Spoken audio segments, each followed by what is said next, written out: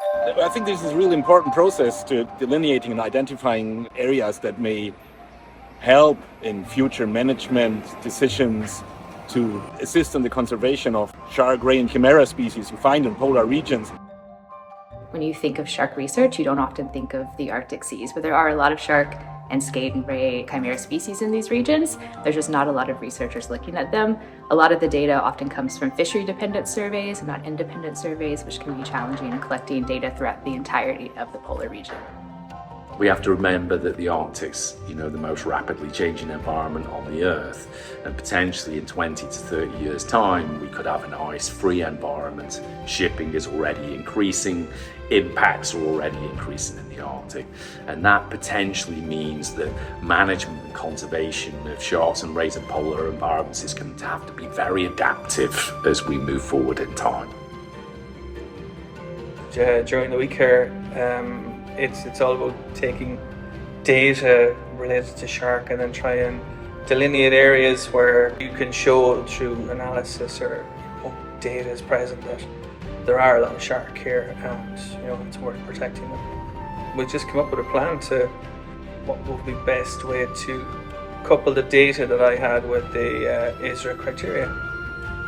It's been a lot of hard work, which is really taking a lot of the research we've done ourselves, digging back into some of the raw data to actually then prove a narrative we can justify to them, yes, this area is definitely important for reproduction or movement or whatever particular function. It is a standardized and robust data-driven approach, and gathering data, compiling data, whatever is available to inform people in identifying those important areas is of crucial importance.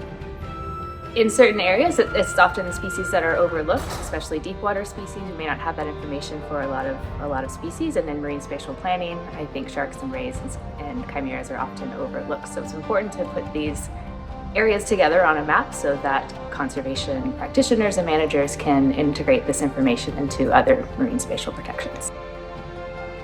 This ISRA will be important for obviously managers or to take decisions and also to highlight how important the area are. If you're not familiar with the criteria, definitely have a look at it beforehand. There is a lot in there. There's a lot to go through.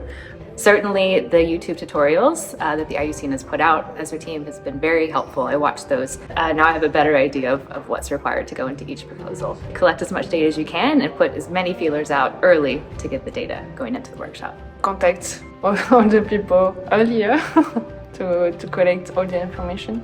Just have a great time, because the ISRA team themselves are absolutely fantastic and it's been an absolute joy. It's a lot of hard work, but it's actually fun hard work.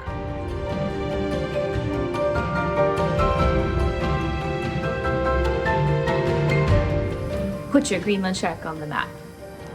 Bringt den Eishai auf die Karte. Put Greenland sharks on the map. Put your chimeras on the map.